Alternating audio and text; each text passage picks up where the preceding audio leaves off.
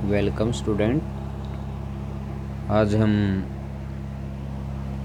Question 3 भारतीय राष्ट्रपति की वैधानिक या विधायी या कानून संबंधी शक्तियों का वर्णन करेंगे।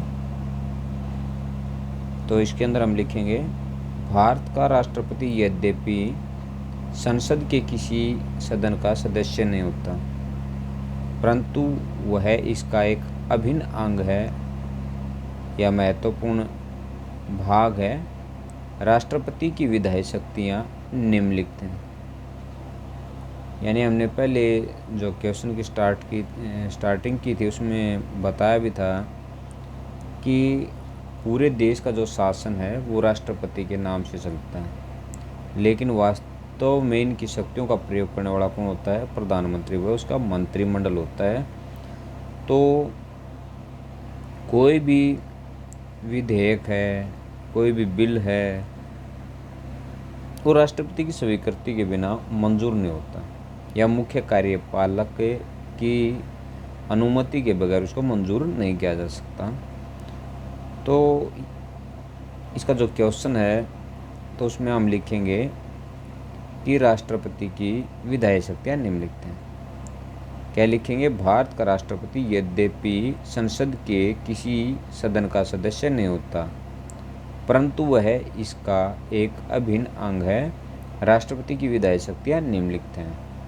यानी कानून बनाने की शक्ति किसके पास होती है? विधायिका के पास होती है। सबसे पहला पॉइंट है संसद का अधिवेशन बुलाना और सत्रावसान करना।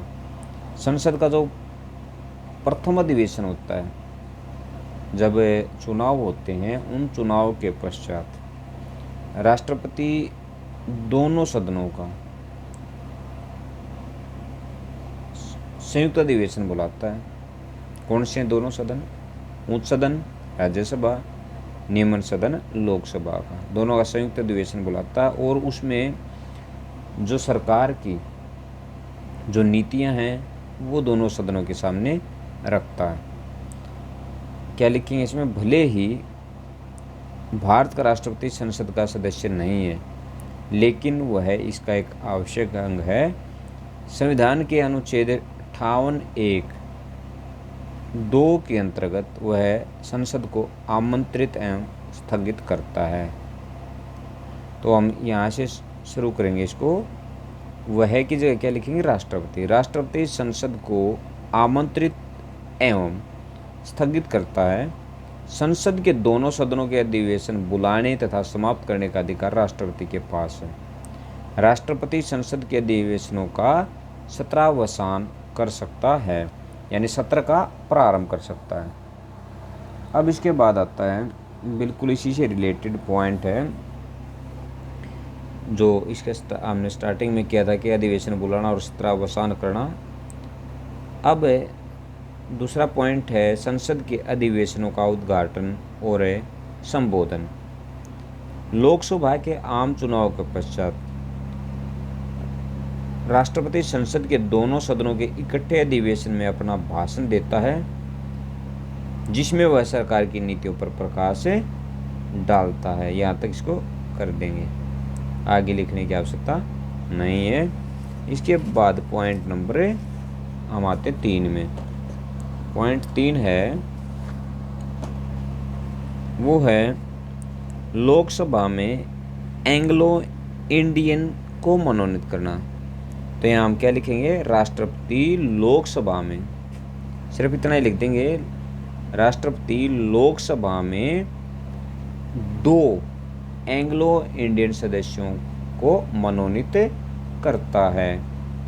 इसमें अलग से कुछ लिखने की आवश्यकता नहीं है। अब राज्यसभा के लिए 12 सदस्यों को मनोनीत करना।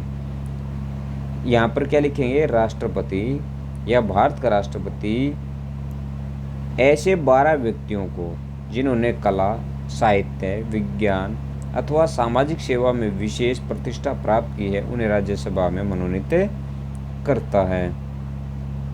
तो यह सीधे हम लिख सकते हैं यहाँ पर कि राष्ट्रपति लोकसभा में राज्यसभा में 12 सदस्य मनोनीत करता है। यह कार्य राष्ट्रपति प्रधानमंत्री की सलाह से करता है। फिर इसके बाद पॉइंट 5, संसद के नाम संदेश भेजना। भारत का राष्ट्रपति संसद के किसी भी सदन को अपना संदेश भेज सकता है, जिस पर संसद को विचार विमर्श करना पड़ता है। वह अपने संदेश में सरकार की आवश्यकताओं का उल्लेख करता है तथा संसद से कोई विशेष कानून बनाने की आशा करता है। यहाँ तक कर देंगे, इसको आगे लिखने की आवश्यकता नहीं है। अब पॉइंट नंबर 6, अध्यादेश जारी करने की शक्ति। ये भी हमने पहले पढ़ दिया। इसके अंदर हम सिर्फ इतना ही लिखेंगे, जब संसद का अधिवेशन न चल रहा हो, जब संसद का अधिवेशन न चल रहा हो तो उस समय राष्ट्रपति अध्यादेश जारी कर सकता है। तो यहाँ इतना ही लिख देंगे इसके अंदर। अब है इसके पश्चात पॉइंट नंबर 7, संसद द्वारा पास किए गए बिलों पर स्वीकृति। सभी बिलों के पास होने के पश्चात, यानी जब संसद उन बिलों को पास कर देती है तो उसके पश्चात राष्ट्रपति की स्वीकृति के लिए इसको भेज दिया जाता है। और जब राष्ट्रपति उस बिल के ऊपर अपने हस्ताक्षर कर देता है तो वह बिल पास हुआ माना जाता है। तो क्या लिखा है, सभी बिलों के पास होने के पश्चात उस पर राष्ट्रपति की स्वीकृति लेना आवश्यक है। यदि वह किसी बिल को स्वीकृति न दे तो वह उस बिल को संसद के पास पुनः विचार के लिए भेज सकता है। यहाँ तक फिर लिख देंगे। अब लास्ट है, लोकसभा को भंग करने की शक्ति। हालांकि ये शक्ति राष्ट्रपति के पास तो है, लेकिन राष्ट्रपति अपनी इच्छा अनुसार लोकसभा को भंग नहीं कर सकता। लोकसभा को भंग करने के लिए राष्ट्रपति को प्रधानमंत्री की सलाह लेनी जरूरी होती है। तो इसके अंदर क्या लिखा है, भारत का राष्ट्रपति जब चाहे संसद के निचले सदन को भंग कर सकता है, लेकिन वास्तव में वह इस शक्ति का प्रयोग प्रधानमंत्री की सलाह से ही करता है। उदाहरण के लिए 1970 में राष्ट्रपति वीवी गिरि ने श्रीमती इंदिरा गांधी की सलाह पर लोकसभा को भंग किया था। इतना ही लिख देंगे, आगे लिखने की आवश्यकता नहीं है। तो हमारा ये जो क्वेश्चन था वो कंप्लीट होता है। कल हम करेंगे भारतीय राष्ट्रपति की संकटकालीन शक्तियों का वर्णन कीजिए। Thanks, have a good night.